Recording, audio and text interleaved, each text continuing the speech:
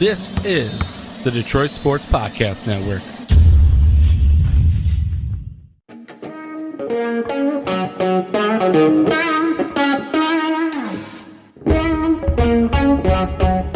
The biggest icon in podcasting.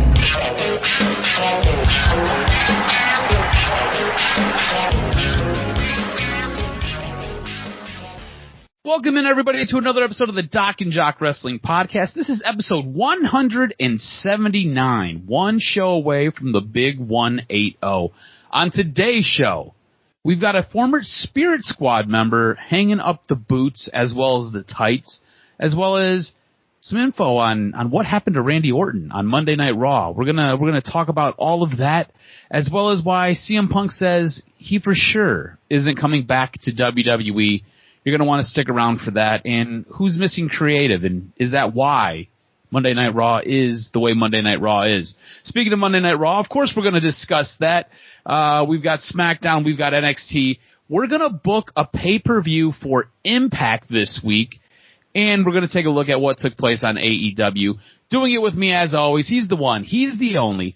He's the newsmaker, and he's a shaker. He is the Doc, John Macaroon. What's up, cuz? Yes, sir, baby. I'm the guy. I'm ready to do things. Look, I know it's tough watching wrestling almost damn near 7 days a week, but there's been so much good stuff going on in AEW, NXT, that we can almost start to erase the garbage that was Monday Night Raw. So it was really good. Everything's good with me, feeling good, feeling strong, looking forward to recording this podcast. What's up, sir? What got you excited this week? Speaking of Monday Night Raw, and I think I'm jumping the gun here, but you got some big news. You got a lot of big news, actually, and this just came down, I think, maybe 20 minutes before we started recording this podcast. Well, why don't you tell the people where they can see you next? Exactly. So let's see. No, you probably won't see me. I don't know if I can do enough to get enough attention. They're going to zoom in on your head. Exactly. So once or twice I tried to get into the Thunderdome, and then it always says I was too slow. Thank you for trying, but you've been too slow. So I think there was a point where it said, okay, leave your email and we can contact you to be in the WWE Thunderdome. Well, all of a sudden on Thursday, I check my email and it says, hey, register for the Thunderdome. And I'm like, oh, sweet. Is this for this week? So I got it. I replied an hour later, and then boom, it says, I hit register. It sent me back an email to the email where it sent me, and it said, you have a call time at 10:15 on Monday, 4/26, Monday Night Raw. You will be in the Thunderdome. So I'm going to be ahead at some point. Maybe if it works out, I can watch the stream. So I'm probably going to do both, where I'll be at the computer watching the stream and watching live to see how it goes. So maybe I'll have the belt over my shoulder. Maybe they'll feature me at some point. But for the last hour of Raw, if I don't fall asleep, I'm going to be in the Thunderdome, baby. I think it's going to be an experience, something cool. And hey, if I get a good prime seat and you guys see me, make sure you hit the text in the group message too. How excited are you for this? I think it's cool because it's a unique opportunity. I don't know how many people will get a chance to do it. And it basically means that I could watch the match from a different angle, which might be the only way to keep me awake because of the fact that, as we've seen on the rundown, the Monday Night Raw was horrific. It was less than something that would be appealing to a lot of different people. If it wasn't for the show, I mean, at some point we messaged our boy Kenny and we're like, all right, tell me what you think. And he's like, guys, I'm watching Sister Wives. Why are you watching it? I'm like, we're crazy enough to watch. What do you mean, Sister Wives? So like, hold on. I want you to stop right there because I had Raw on in the background. I was in the middle of, what was I in the middle of doing? I think I was in the middle of making myself dinner.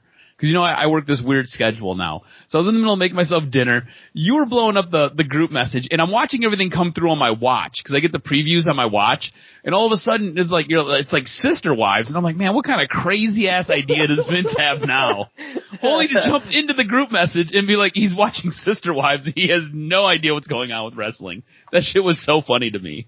It's funny, and Kenny keeps it real at TV Chips on Twitter, and it's the best part too because he keeps it real. We have a good time for it, and it's really fun too because actually by that point we just were telling jokes and we were just making fun of Byron, making fun of the announce team, making fun of just the way in which the show was shaking it out, and it was pretty bad. And then for me, yeah, at some point during Raw I fell asleep.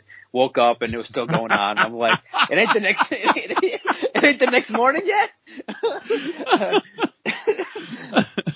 Which I think is the best story. Like, you're watching Monday Night Raw. You take time out of your day to watch Monday Night Raw only to fall asleep during it. Because that's how entertaining it is. When the best part is Miz TV with his wife, that's all you can do. That's really the best part of it. And you get to see the announcement of his documentary this week, but that's fine too. But I'm disappointed because I'm not motivated to go to the Peacock Network and app because WWE programming on there is not the same. That they did something for the worse. That, bro, if you ever got on the network, it was flawless. You hit 2 buttons and you're in the pay-per-view. Now you got to scroll, look through a bunch of pictures. Yeah. You got to see what's been there, what's not. WWE Network, the app was amazing. It was an A+. This is like a C-, barely, and it's not fun. So I just don't understand why they would do this in this way and not have it rolled out exactly the same. Just take everything over and put it over to the Peacock. But, it's not extra, but I see what they're doing, but they rolled it out too fast. And it's just disappointing. Raw wasn't that good. Was there anything else besides Miz TV that caught your attention? Well, there's a couple things. So I thought it was interesting, your take in our group message. And I think a lot of what we talk about going forward will be pulled straight from our group message because it tends to be, 1, entertaining to me, and 2, it is very real. And it's what the average fan is experiencing. And your critique and your take on this new announce team, it's not good. It tends to be difficult to listen to. Is this going to last, or is this going to be something that Vince pulls the plug on extremely quickly? See, when you have somebody new, you feel like you get at least a couple months out of it. Mm-hmm. I mean, Adnan Virk is not a wrestling announcer. He's an announcer trying to do wrestling. And the timing's off, the inflection is not right, his energy level, basically, there's a difference when you see professional announcers do it and you see how people get excited and they get into it. Adnan Virk is just not doing it for me. And the first couple of weeks, actually this week on Raw, I would say he was more of a distraction and an annoyance because he's behind trying to tell stories and talk in a way that makes you just go, okay, let me just hit this mute button, boy. Yeah, it almost seems forced, right? And I think you had a good comparison in our group chat, and you basically said this is like the Coach experiment. Like, I loved Jonathan Coachman. I thought he was good on ESPN. Coach had a role when he was limited on WWE. Coach as the actual full-time on the full-time announce team, it just wasn't good. And I think what you're getting with this new announce team is very similar to that. And I thought you did a great job of highlighting that and calling that out in our group message. And Adnan Virk is good at probably 1,001 other things. It just happens to be this one thing he's not good at. He's like, it's just that he's not a wrestling guy. And you can tell. And I'm sure he's got a fat paycheck from Vince, but you're just not a wrestling guy and you can't be the announce guy. Like, Tom Phillips, I could see Tom Phillips being back at that booth in roughly 2 weeks just because it's not good. Yeah, and I think, too, you expect that you ride the wave of WrestleMania where, of course, you got over a couple million after WrestleMania, but then to fall right back under it, it means that you didn't capitalize on the momentous show that you had, and that's the biggest thing you're supposed to do is carry that over with intriguing storylines, with everything fresh and new. And yet, Adnan is a wrestling guy, but he's not a wrestling announcer guy. He's not there yet. He's not with the cadence. He's not with the lingo. He's not with the times. He doesn't know half the guys that are wrestling. He's like, oh, here's this guy, and you were telling me he does this. Right. Wait, what? No, yeah, exactly.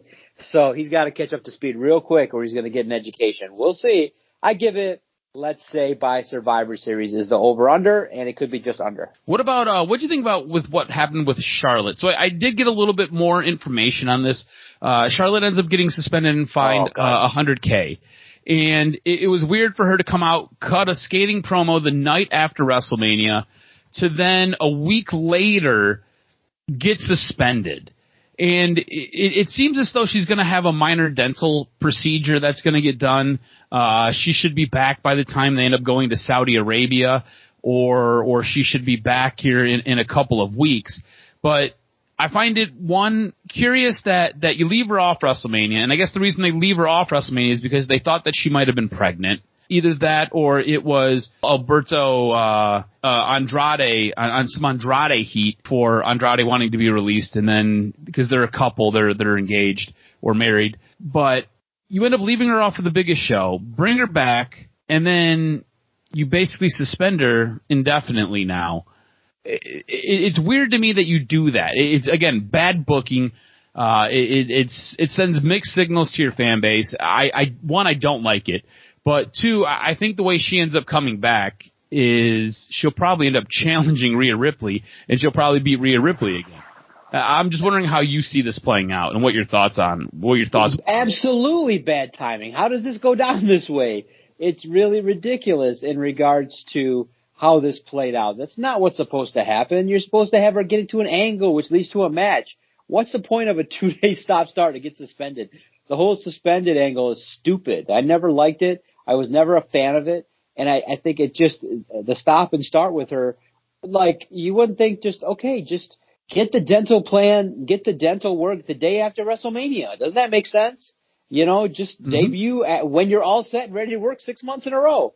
And to have it fall flat where it's Asuka and Charlotte in the main event and it doesn't do nothing. I mean, the only thing that was remotely interesting besides that was Riddle taking on Orton. It's a unique matchup, but unfortunately the con outweighed the pro in what happened, which you'll talk about later.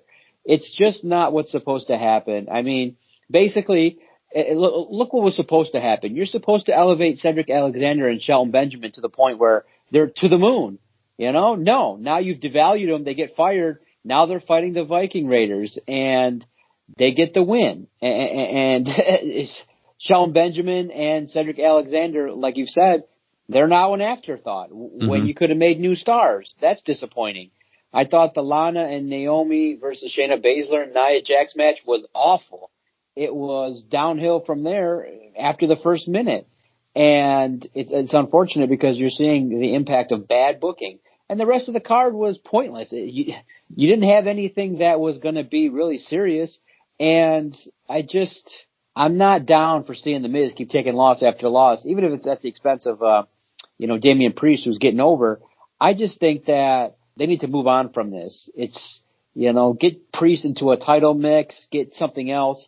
Let Miz do something else, because it's like they get stuck on a bad storyline and they go, yeah, let's double down on it. It's like, it's like next week it's going to be John Morrison versus Damian Priest. And you're like, oh boy, yeah, creative. It's like you are allowed to pivot faster and to have a couple storylines go on longer. But the rest of them should be pivoting and see ascension, descension, and things like that. And unfortunately, with how Raw is, one guy's watching Sister Wives, the other guy's falling asleep, the other guy's checking his phone and pissing and checking on dinner. That's about the level of Raw. That's it right there, man. That's about the quality of Raw. Let's get to the next show, man. All right, let's move on to SmackDown, because that is what Raw is at this point. SmackDown, I don't think is much better. And there's been times where we've held SmackDown up as the gold standard for all three brands. And usually that is reserved for NXT. But SmackDown as of recent has been, I want to say, treading water, to be polite. And I don't know, maybe you can explain this to me. Soyna Deville goes away because she has a serial stalker who breaks into her house and tries to kill her. They end up bringing her back in the most soggy, wet, piece of paper towel way you could ever bring her back. Basically, it's her walking through the back. And then they do nothing with her for weeks. And now she is showing up in Adam Pearce's hip pocket anytime he is presented on television, only to be asking as what I can only deem as the cold general manager. By the way, Adam Pearce is not relegated as the general manager. So I'm not 100% sure what the hell she is. I'm not 100% sure what the hell they're doing with her. I do like a little bit of her confidence and her swagger, but you've not told me what her role is or even alluded to what she is or what she's doing. Are you just as confused by Soyna Deville as I am? I just like to see her on television, man. It's good to see, you know? It's good to see her. She's a good-looking chick. Yeah, it's good to see her have some authority, and she has that presence on camera. But absolutely, it's still in development, the best way to put it. And it's good to see the close-ups and things like that. But here's the thing. How do you go to TV when it's still in development? Like, what are you doing? Exactly. Like, would it be that far-fetched that they don't know? They're like, we like this. Let's just keep seeing it. Let's just wing it and see what's going on with it. And maybe she takes in that role. Maybe she's the intern. Maybe she's going to actually get in the ring when someone takes offense to something she says or does. We don't know. And for this, I'll take it and say, okay, I don't need it to be spoon-fed to me as to what it is. Let's see how it evolves, and hopefully it's something positive. I mean, hopefully it is. We'll see what happens, though. That's going to be one of those stories that we kind of have to watch as it unfolds. Speaking of stories unfolding, I thought it was really cool to see Cesaro come out and basically challenge Roman Reigns. I thought this was a great direction. We talk about how Cesaro was underutilized so much and how you could make a lot of money with a guy like Cesaro, but you don't ever do anything with him. And you give him a start, stop, push, and at times you really devalue his character. And the whole time SmackDown's going on, they're talking about how he's never really done this by himself. He had his first big WrestleMania solo win this past WrestleMania, and it's gearing you up for this head-to-head collision with Roman Reigns, only for Seth Rollins to come out and be a fly in the ointment. What would have been a better storyline? The Cesaro-Seth Rollins angle that we're probably going to get, or the Cesaro-Roman Reigns that I think we might want or might need? I think it was well done with the tease because you got to see Roman Reigns and Cesaro head-to-head, and it looked good. Now, could Cesaro be a little bit bulkier to kind of match with size? Yes, but he looked good in his suit. Now, what I would have liked to have happened would have been just Roman Reigns to pay back the family. I mean, at some point, yes, he's the man, he's the head of the table, but, I mean, Uso has done so much for him that he's in this match with Cesaro and he's getting his tail kicked in, and you go back to, you know, tried and true with Seth Rollins. I would have preferred movement toward Roman Reigns, but I would have just liked to have seen Roman Reigns come out and actually do something physical. I mean, it wouldn't have taken a whole heck of a lot. It was 5 days later. I felt like that you are teasing it. You are teasing where that's going to go, and maybe Vince wanted to hear the reaction or see what it would look like if he was out there. But bottom line, I thought that Cesaro was actually put in the right spot to be allowed to go out there and handle business. And SmackDown actually in 2 hours probably had one or two too many promos. I thought the Bianca Belair went a little bit long, but very well delivered. I thought it was awesome, which led into, unfortunately, her man losing, which I thought was a good match. Otherwise, I just felt like it was a lot of promos and a lot of, oh, guess what? We got the 494th Kevin Owens Sami Zayn match. Which at that point, I said, my wife even walked in and said, oh, no, they're not doing it again. I'm just like, this is just on WrestleMania. I said, I know. This is what they needed to do. They needed to have this match. But this was the one that was a count-out, right? There was no finish? Yeah. Exactly. That was, like, beyond something that was not pleasurable. And it was something that was, in my notes here, just something that I said, ... sad face. I don't want to see this match again. I don't want to just have this be the experience. I don't want to see Kevin Owens and Sami Zayn fight anymore. Let's move on. I feel so bad because we opened this podcast up and you deliver some good news about what's going to take place on Monday with you being in the Thunderdome, only for us to basically take our underwear off and rub our dicks all over what we got for Monday Night Raw and for SmackDown because it was so piss poor. Yeah, it was because we're used to seeing the momentous wave that you see, the excitement that you see, but when you literally, it's not that difficult. Make the cuts the day before WrestleMania so that, you know, you're not having this kind of like, oh, all these people lose their job when it gets reported that you made so much money and your quarterlies come out and everybody's looking at how much money you're making and yet you're cutting salary. You know, it's just bad timing. Do it, the 2 weeks before WrestleMania. You get the stench out, and then you bring people back up with your show. You don't have WrestleMania, a show, and then 2 days later fire a bunch of people, then have another show. It doesn't work that way. Mm-hmm. And right now, the product in WWE is where it's at. It's a show with 1.7 million people that watch a week, and it's far down from its heyday. And the hardcore fans are going to be there, and it's a money grab with the $1 billion that he got. He's doing everything right corporately, but creatively, it's just not where it needs to be. And everybody sees it because the ratings are reflecting in the fact that usually you get a good month bump of ratings. It didn't even last one show. Yeah, it's been lackluster to put it mildly. Let's switch over to NXT. NXT is usually the one of the three brands that WWE presents to us that we almost always clamor for and we geek out about. And I thought NXT this week gave us another pretty good show. I thought, again, it was a little bit lackluster with Taya Valkyrie presenting her new character, interrupting Io Shirai's interview with Beth Phoenix. Look, I think Beth Phoenix is sometimes pretty wooden, and when she's not wooden, she's screaming at you. Io Shirai, I love Io Shirai when she speaks Japanese. Her English, but this new Frankie Monet character that Taya Valkyrie's trying to pull off, it just doesn't do it for me. I thought her tits looked great. I thought her jawline was strong, but the rest of it is just, it's not there. Like, I don't know if she's uncomfortable. I don't know what it is. I've seen better stuff from her on the indie scenes. I've seen better stuff from her on Impact, and what we're getting right now, I don't know what the deal is.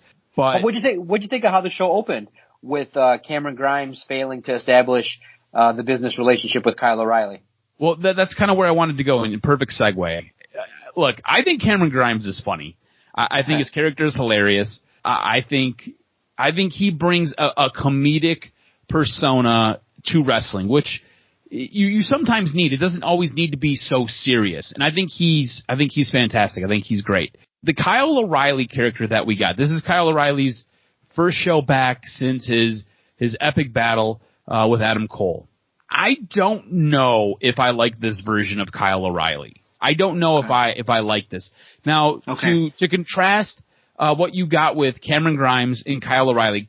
Kyle O'Reilly seems almost like he's a too cool surfer dude, while Cameron Grimes is this entrepreneurial, I'm trying to make money and we're going to have a good time and we're going to do things the right way, we'll just say, which is his way. And Kyle O'Reilly was like, yeah, and then all of a sudden decks him one. I don't know if I like what I'm getting from Kyle O'Reilly. And look, I'm going to give it some time. But if you're trying to make a dramatic impact, I think this was lost on me for Kyle O'Reilly. Exactly, and that's what I thought as well, being that you think that this guy's going to go to the moon, that he's going to be put in some big positions maybe later in the show. So to open the show, to have this, you realize, okay, where's this going? How is this character going to be utilized? Let's not have this be a situation where WWE drops the ball. But I would give it time. NXT usually does deliver, and bottom line, with NXT, they end up, sometimes maybe starting a segment or a new program slowly, but then it just takes a turn for where you're like, wow. And by and large, 98% of the time, we get the payoff we want in the matches. So WWE, Raw and Smackdown, we don't get the storyline and we get a bad match. At least in NXT, we do eventually, when the payoff comes, get something where we're like, this feels good. So that's where it's intended to be, and I think that's where a lot of people really, really impressed. I'm curious, what did you make of the debut of Sarray? I thought that it was really cool. I thought that she's a character that's going to be really somebody that's going to deliver, and I thought her match in NXT in her debut when William Regal announced her, I was impressed. Yeah, I liked it. I thought it was a nice way to bring a new star who the general WWE audience, if you're going based upon the fact that the general WWE audience only watches WWE, none of them know who she is. You have no idea. Even if you watch anything from Japan, you probably still aren't 100% sure who she is. And she's a monster star coming from Stardom over in Japan. So she's a fantastic wrestler, and I thought this was a great way to introduce her. This is what I think WWE misses out on a lot of times. I think NXT does a great job of this, bringing in somebody new from the outside, introducing them to your current fan base and letting them get a little bit of a taste. And I think you got that here. And I thought this was well done. I thought it was absolutely fantastic. I loved it. I thought it was good. I thought she was in the ring with Zoe Starks, who I think Zoe Starks, and this could be a hot take. I think Zoe Starks is going to be a huge deal. I think she's going to be a big star. And I think what you're getting is a slow groundswell with her. I think she's got an interesting look. I think she's good in the ring, and I think she's getting more and more polished each week. I think Zoe Starks is going to be awesome when she makes it to the next level. She just has to find that thing that helps her click and get over with the fan base. Similar to Becky Lynch, right? Becky Lynch, you could see she had all the makings of being a huge star. She had to find her thing to make her click with the fan base, and getting damn near knocked out and bloodied everywhere by Nia Jax. That was kind of the ticket. It was an unfortunate ticket, but that was the ticket that really solidified her with the fan base. So I think Zoe Starks will probably be somewhere in that same mold, but she just has to find what it is that's going to help convey that with the fan base. So overall, though, I thought NXT was a really good show. Did you enjoy NXT as much as I did?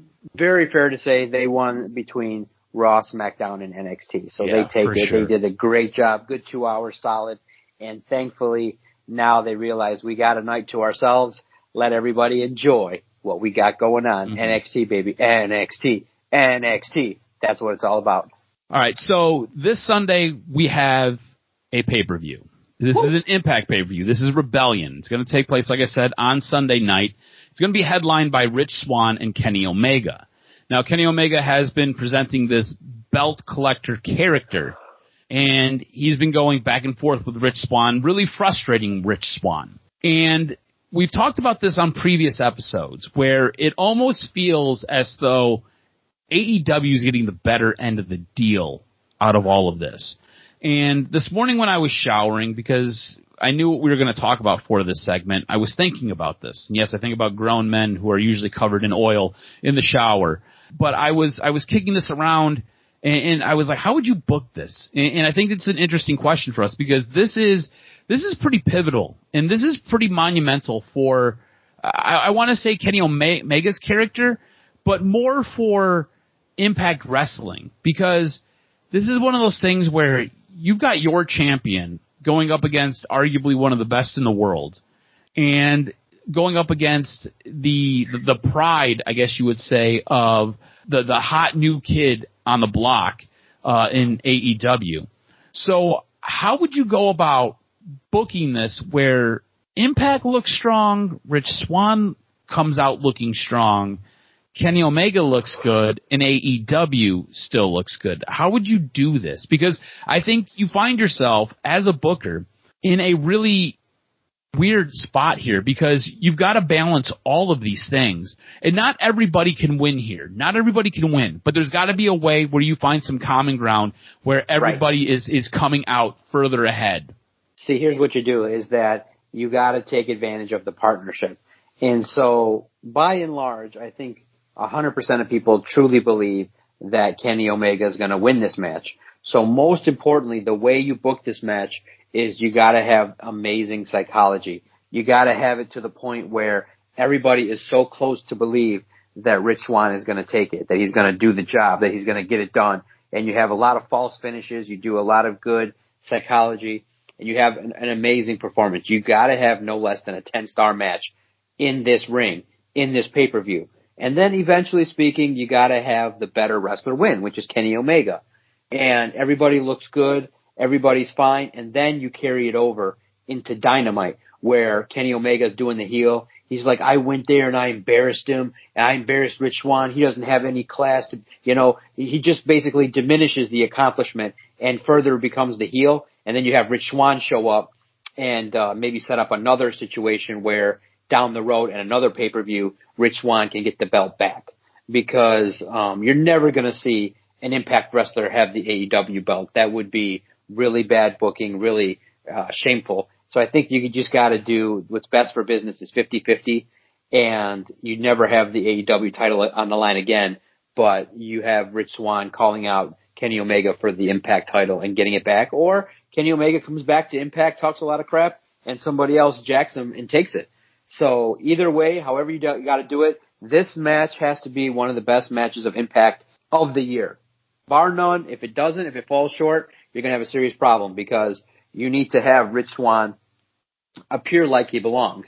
Because like we've said, it's been one-sided, and you can't have a partnership where the AEW guy comes in and makes you guys look like a bingo hall and an independent. Mm-hmm. You got to have Rich Swann look like he belongs. You got to have it so close. You got to have it to the point where it's really, really close. Now, if you want to shock the wrestling world and you want to make some noise and you just reverse it and you have it in the same way, you could make noise for a week if Rich Swann wins it and then he comes out on Dynamite as the shit talker, and then Kenny Omega comes out and says that was a fluke, comes back and takes it. So either way, I think could be done professionally, but it's all hinges on the match. But I would be okay with some news making with Rich Swann being the AEW champion for 6 days only. Yeah, see, that would be cool.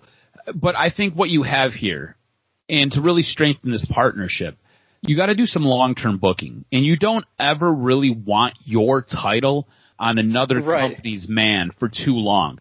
So this is something where I think you could give it possibly 3, maybe 4 weeks, and then it's done and over with. But what you could do here is you obviously have to have a strong match. You've already laid the groundwork for that. A lot of near finishes, a lot of false finishes. I think what you have to do to make Rich Swann come out looking like he is a viable contender, a guy who should be in the ring with a guy who has headlined the Tokyo Dome, a guy who has gone to war with a guy like Jon Moxley, who is the longest AEW world champion, a guy who, like we said, you put their resumes on paper. Kenny Omega comes out heads and tails over Rich Swann every day of the week. To make him look like he deserves to be in the ring with a guy like Kenny Omega, you're going to have to do something dastardly. There's going to have to be some type of interference from the Good Brothers, or you have to have something happen with a guy like Don Callis getting involved and somehow costing Rich Swann his title here. And then what happens is you need to start getting some of these Impact guys on AEW television. So Kenny Omega can show up the next night on Thursday with the belt and be the Impact champion. But we need to see Rich Swann on Dynamite. We need to see him come out and call Kenny Omega out. And you know, you don't even have to have a match. You guys could just kind of fight a little bit, fight around the ring, but you need Rich Swann to come out and challenge Kenny Omega on Dynamite, staking his claim that he wants his belt back. And then you can use both shows and build this to whether it be AEW's next pay-per-view or you build it to Impact's next pay-per-view. And Impact and AEW both do not do what WWE does, where they inundate you with tons and tons and tons of pay-per-views. But what you need to do is you need to build this up to a momentous occasion where at that time Rich Swann gets that title back. And even if he has to cheat a little bit to win, so it doesn't diminish Kenny Omega as much. Like you said, almost 50-50 booking here. But it's important for this match to go the distance and for it to have you believing that Rich Swann is going to come out the winner on a couple of different occasions, because you need him to come out looking strong. It's the only way you can help build up Impact and make it look like it deserves to be on the same playing field as AEW and a guy like Kenny Omega. All right, let's transition. I like both of our ideas here. Of course, I like my own, but I do like yours as well. I think you did a really nice job.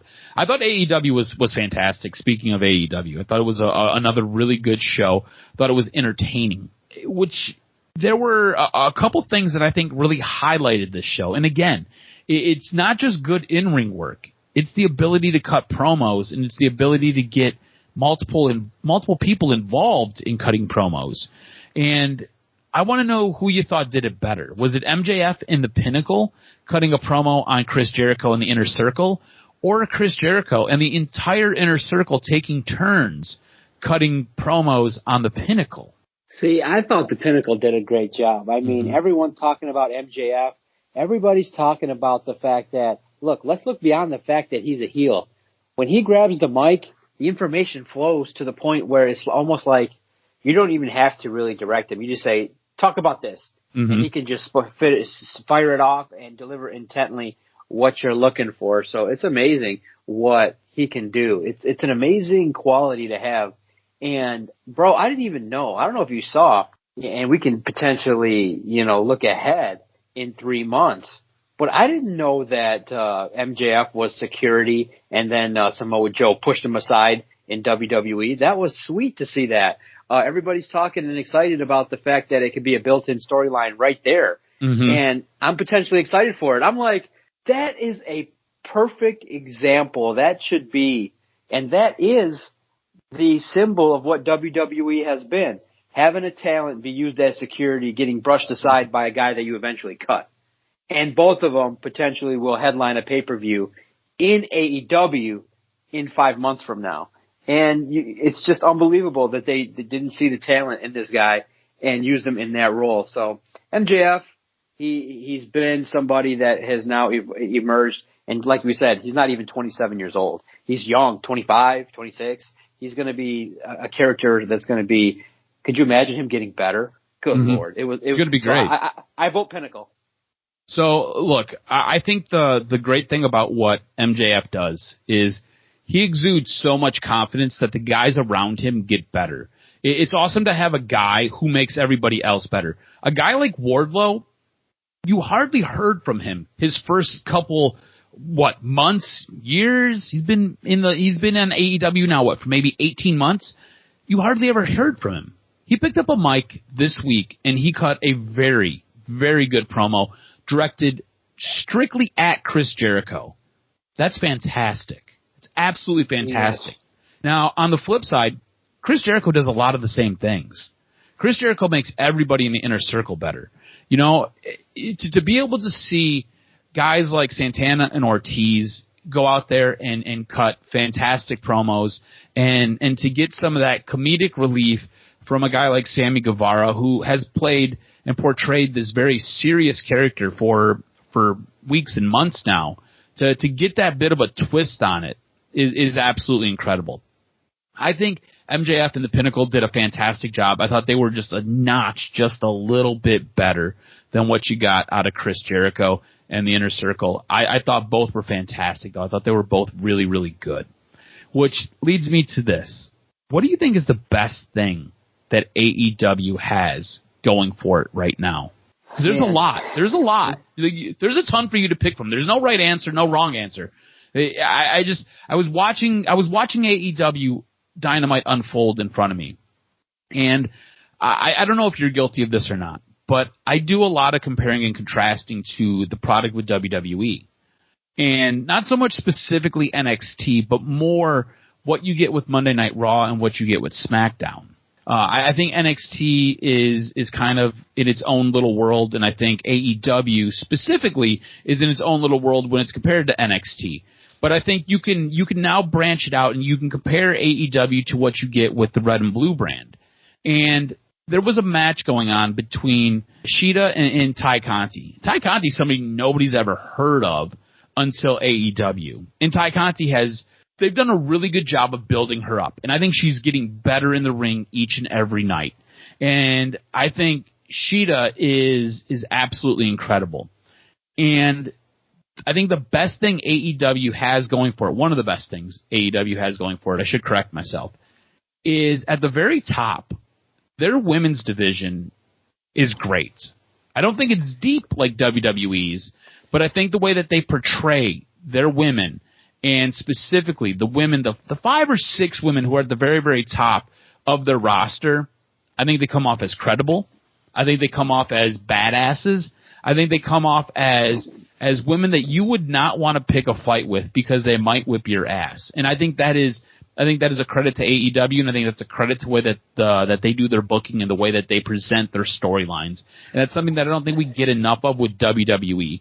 Instead, with WWE, you get Charlotte, who's arguably your best talent, coming out and cutting a 20-minute promo just screaming about things, only to then get written off TV.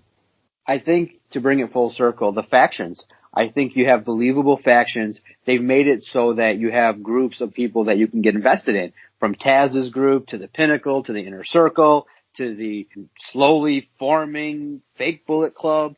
You have a bunch of factions that are kind of trying to reign supreme, and I think it's different, and you're starting to see it. But now I got a problem with AEW because there's this site on Twitter that I shared with you. It's called AEW Botches. Yeah. And because of the fact they highlighted so many botches, unfortunately, a lot of their stuff got taken down. They've been pretty much wiped off of Twitter because Tony Khan sent a bunch of cease and desist notifications to his page. But you start to look and you realize, oh man, they miss a lot of spots. They make a lot of errors. I started to notice that you get an average of 3 to 5 botches a week on Dynamite, and that's not good. Mm-hmm. And you realize that the wrestling could be a lot tighter, a lot more succinct. And you realize, oh boy, you do have a lot of young, inexperienced wrestlers getting on TV, but a lot of them are making a lot of bad mistakes. Like there was one, I don't know if it was Dynamite, but where the dude jumped onto the top rope and then just fell down. And you're like, oh no, you're like, this has got to be a lot tighter, a lot crisper before you get these people in the ring. But the factions at the top are amazing, and they tell great stories, so it makes up for it. But by and large, you still got to judge. You're only as good as your weakest link, and you got to tighten that up for sure. Yeah, I agree with you. The AEW Botches is a funny Twitter handle. I don't know how much more stuff they'll be pumping out, but yeah, at the top and even in the middle, I think what you have there with a lot of the talent is very good. There are some guys who don't get utilized nearly enough, and I don't think they have the reps. And I think that's why you've got AEW Dark, and I think the longer that's in play, the more full circle all of this will come, and I think it'll get better. Yep. So now, before we get to your news, which is going to be very interesting and entertaining, I got a little bit of news here that just broke today that kind of has been resolved and addressed. So Mickie James, WWE Hall of Famer, gets released, and she's like right out there, and she's like, "Dear Vince McMahon, I'm not sure if you're aware, I did receive my care package today. Thank you." And it's a picture of a garbage bag in a box with her name on it. And it set the Twitter world on fire. And everybody's like, oh, that's how you do people? That can't be right. No way. Well, thankfully, Triple H, as we were recording this, tweeted on Thursday, upon learning of the disrespectful treatment some of our recently released talent received on behalf of the company, we took immediate action. The person responsible for this inconsiderate action has been fired and is no longer with WWE. Which is good. It could be symbolic. We don't know, but it's a public stance because that's embarrassing. You can't treat people like that and send their shit in garbage bag. No, you can't. But here's the thing. But this is what WWE does, though. They're just whitewashing it. Like, do you really think that cut wrestlers are going to be treated any different? And like, I'm almost assuming that person wasn't actually fired. It's just a statement. Well, you know what? You're right. It's addressed publicly. But yeah, you can't have it. You're a company. It's a WWE Hall of Famer. That's not how you handle it. You deliver to her personally. You let her go. You've already served her the indignation of letting her go in that manner. And to do that, it's a bad look. And hopefully it doesn't happen again. And you're starting to see, and maybe this will lead right into your news and notes, potentially the reins starting to be handed over to the man, the myth, the legend, Triple H. We will see how this goes forward, how this transitions, but at least it was addressed. All right, cuz, tell me what you got. I'm excited. Your news and notes segment always gets me excited. Tell me what's going on in the world of wrestling. Hit me with this week's professional wrestling news and notes. What you got? Well, as you alluded to it, WWE Chairman Vince McMahon reportedly wasn't on time for Monday's creative meeting ahead of Raw. According to Fight... Right? He would fire anybody else. So, right? According to Fightful Select, he was significantly late for meetings, although no reason was given for his tardiness. Now, the quality of Raw has been quite poor, as we've discussed quite a bit over the past several months, especially in comparison to other weekly WWE shows like SmackDown and NXT, which leads to this question. And normally we don't do a Q&A segment in News and Notes, but I have to ask you, is it time for Vince to kind of sidestep and become a consultant and no longer be in charge. Here's the thing. If you listen to a lot of the talent in WWE, you listen to my favorite wrestler of all time, Chris Jericho, talk about Vince. Vince doesn't always have the ideas, but Vince has a way of tweaking the ideas to make them better. Maybe it's time for Vince to step aside, become a consultant, and give over the day-to-day and let a guy like Triple H just kind of run things. Is it time for this to be the way WWE goes? Well, to be honest, perfectly honest, dude's in his mid-70s, and his physique is better than mine at 42. So, the man's in the gym every day. He seems like he's up, 20 out of 24 hours. Give the man credit. He probably simply forgot what time it was. He probably put his feet up and took a nap. And the man's in his mid-70s. How has he got this engine? How is he going to keep everything going? So we're going to look at everything, and we're going to see how everything goes going forward. But I would say that it is time for the creative influence to shift away from Vince. Yeah, I think so as well. And it'll be interesting to see what happens going forward if and when Triple H gets control or somebody else takes control. Now, speaking of bad WWE TV, while speaking to Justin Barrasso of Sports Illustrated, CM Punk came down pretty hard on WWE's current product and said if he returned, he would just be doing bad TV and doesn't want that. He said, I've said no before in interviews, and I'm not fishing for a deal. I get offered to do a lot of stuff, and I say no to 90% of it just because my thing is I need to work with quality human beings. It just seems like maybe in pro wrestling there's a lack of quality human beings. I don't know. I like doing fun, quality projects. If there is fun, quality wrestling projects that get sent my way, I'll listen to it.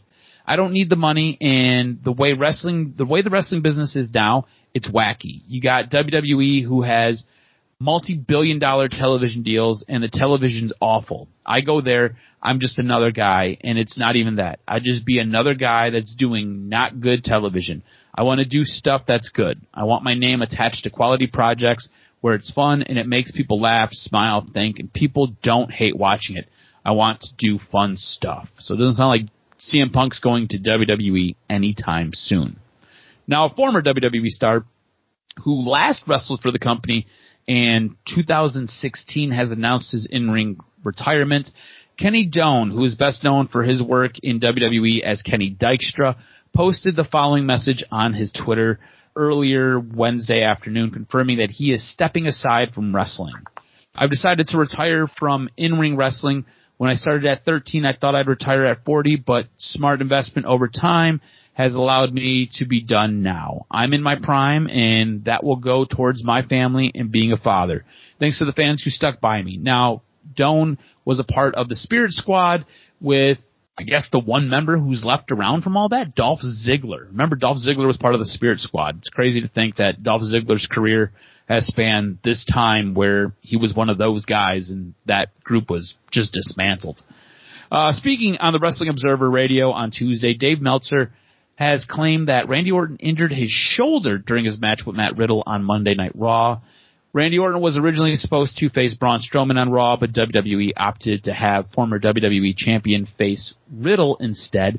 The match, as previously mentioned, saw Orton injure himself. Meltzer said, I don't know the exact extent of what happened, but Randy Orton hurt his shoulder. He was fighting out of the corner, and Riddle went to go give him an exploder.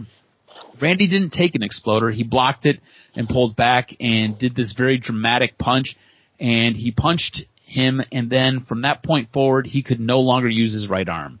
He was throwing forearms with his left arm. It looked horrible. It was like one of those days when he punched the mat and his shoulder went out. At this time, there's no word on the severity of the injury that Randy Orton is believed to have suffered. Thankfully, he was able to finish the match without needing immediate medical attention. So it's something that we're going to have to kind of wait and see what happens. A big WWE superstar may be without a contract very soon. Daniel Bryant has explained that his contract with WWE is actually set to expire pretty soon. Bryant seemed to suggest that he may not choose to re-sign with WWE, stating that my contract is up relatively soon, and I'm still trying to figure out what I'm doing with my life. So this will be kind of a wait-and-see moment to see what Daniel Bryant decides to do going forward. Now, according to Jim Ross, AEW is planning to start touring again. This will be starting in July. This appears to be a little bit of a fallout from what happened with WrestleMania 37, almost a response to all the fans in attendance for the Saturday and the Sunday double show that was WrestleMania. So AEW will be taking their show on the road, sounding like maybe 2-3 months from now. We'll see what happens. Of course, COVID has an impact on all of this, so we'll have to kind of wait and see. And that's it for this week's wrestling news and notes. Don't forget to check out the doc on the Thunderdome on Monday night, about 10:15, you said? The most handsome person you see, that will be the DOC. Absolutely, bottom line. I'm going to get there, the prime spot. You know me, they'll put me in the top, or I don't know how it's going to go. I'm just going to get a chance to see wrestling through the stream. So hopefully it works out. We'll be here next week to recap my Thunderdome experience if it works out properly. Make sure you follow Adam on Twitter at AdamRSTROZ. Follow the network at Detroit Podcast. Make sure if you're watching the Rebellion pay-per-view, hit us up. Let us know what you're thinking. And make sure that wherever you go to listen to your favorite podcast, make sure you hit Detroit Sports Podcast and you hit that subscribe button. And then all our daily content finds you. And we greatly appreciate all the fun support. Oh, man, I remember the days when we had the wrestling portion at the end of Doc and Jock, and now we're already 180 episodes original of the Doc and Jock Wrestling Podcast. And that makes it, and it's largely due to the support that you guys have given us, the banter, the fun, all the good times and memories that we've shared since 2013. 'Cause another great broadcast. These hours go by way too quickly. Trust me, this hour is way better than Raw and Smackdown combined. Save your 4 hours. Listen to Doc and Jock. You'll get your wrestling fix.